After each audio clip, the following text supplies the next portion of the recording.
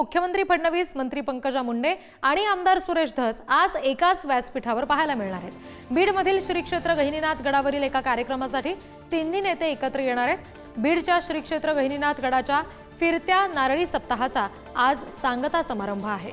बीडमधील घाटशीळ पारगावमध्ये सप्ताहाचा समारोप कार्यक्रम पार पडणार आहे आणि त्यासाठी तिन्ही नेते एकत्र येणार आहेत।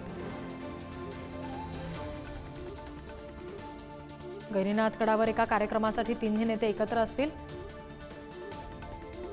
फडणवीस, पंकजा मुंडे आणि सुरेश धस आज एकाच व्यासपीठावर पाहायला मिळणार आहेत। गहिनीनाथ गडावर विशेष कार्यक्रम आहे, त्यासाठी तिन्ही नेते एकत्र येतील।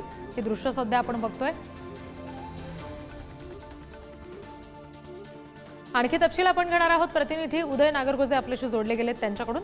उदय, साधारण किती वाजता हे तिन्ही नेते आता इथे पोहोचतील आणि काय विशेष कार्यक्रम आज गहिनीनाथ गडावर असणार आहे?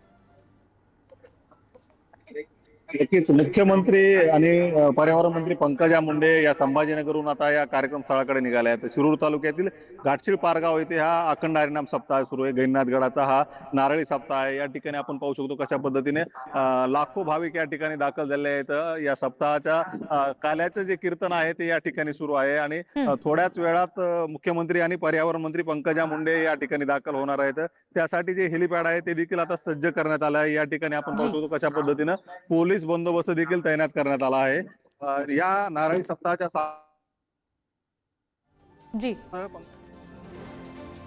अगदी, आणि त्याच्यामुळे याच नारळी सप्ताहाच्या स्वागता समारंभाच्या वेळेला हे तिन्ही नेते आज एकत्र पाहायला मिळतील। फडणवीस, पंकजा मुंडे त्याचबरोबर सुरेश धस यावेळेला असणार आहेत। आणि आता सध्या सुद्धा इथं कार्यक्रम सुरू आहेत गडावर। ही जमलेली गर्दी आपण बघतोय।